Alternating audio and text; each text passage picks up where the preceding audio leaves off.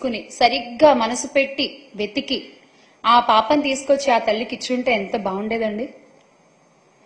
5-6 రోజులు కాలం గడిపేశారు పట్టించుకోకుండా. చివరికి ఆ పాప చచ్చిపోయి కనిపించింది. ఆ ఆ తల్లి పడేటువంటి ఆ కడుపు కోత ఎలా ఉంటుందో ఒక తల్లిగా నేను అర్థం చేసుకోగలను. అంటే ఏం లేదు, చిన్న బాధ. ముందే ఒక్క కడుగు ముందే ఉంటే పోయిందేంటి, ఏముంది, ఒక తల్లి కూతురు కలిసేవాళ్ళు కదా అనేటువంటి ఒక బాధ, అంతే, అంతకంటే ఏం లేదు.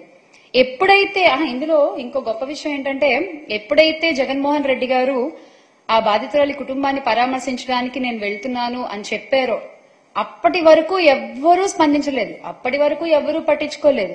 కానీ హుటాహుటిన అక్కడికి 3 మంత్రులు దిగిపోయారండి. అందులో మన హోంమంత్రి గారు కూడా ఉన్నారు.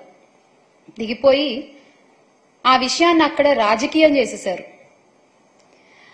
అంటే మీకు 4-5 రోజులు ఆ పాప సంగతి గుర్తులేదు, మీకు 4-5 రోజులు ఆ తల్లిదండ్రుల వేదన గుర్తు రాలేదు. ఎప్పుడైతే జగన్మోహన్ రెడ్డి గారు వస్తున్నాను అక్కడికి నేను పరామర్శించడానికి ఆ బాధితురాలి కుటుంబానికి అని చెప్పారో అప్పుడు మీకు గుర్తొచ్చిందా అండి?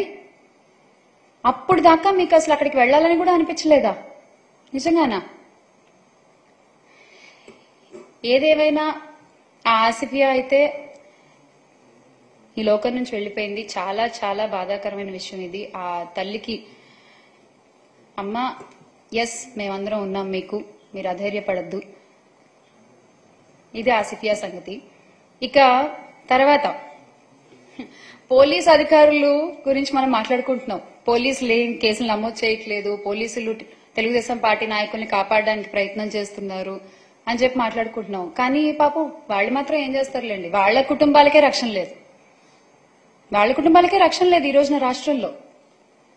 సిఐ ధర్మవరంలో 1 టౌన్ సిఐ నాగేంద్ర ప్రసాద్ గారు వాళ్ళ అమ్మగారు, 62 ఏళ్లు ఆవిడికి, స్వర్ణకుమారి గారు ఆవిడ పేరు, ఆవిడని కిడ్నాప్ చేశారు. 9 రోజులైనా సరే ఎటువంటి యాక్షన్ తీసుకోలేదు. 9 రోజులైనా వెతికే ప్రయత్నం చేయలేదు. కనీసం ఆవిడ ఎక్కడుంది మినిమం అయినా పట్టించుకోవాలి కదండి. అలా ఏమీ పట్టించుకోకుండా వదిలేశారు. ఏమైంది? చివరికి ఆమె హత్యకు గురైంది. పోలీసుల కుటుంబాలకే రక్షణ లేకపోతే ఇక మిగతా వాళ్ల పరిస్థితి ఏంటి ఈ రాష్ట్రంలో? ఏంటి మిగతా వాళ్ల పరిస్థితి? రాష్ట్ర ప్రభుత్వము పోలీస్ వ్యవస్థకు వారి అసమర్థతకు గుర్తుగా ఇంకొక సంఘటన కూడా మనం చెప్పుకోవాలి ఇక్కడ. నంద్యాల జిల్లా మచ్చుమర్రి ఉదంతం మీ అందరికీ బాగా తెలిసే ఉంటుంది. మచ్చుమర్రికి చెందిన వాసంతి అనే 5వ తరగతి విద్యార్థినిపై జూలై 7న కొందరు ఆ అమ్మాయిని అపహరించుకుపోయారు. ఆ తర్వాత ఆ అమ్మాయిని అత్యాచారం చేసి వాళ్ళ కుటుంబీకులు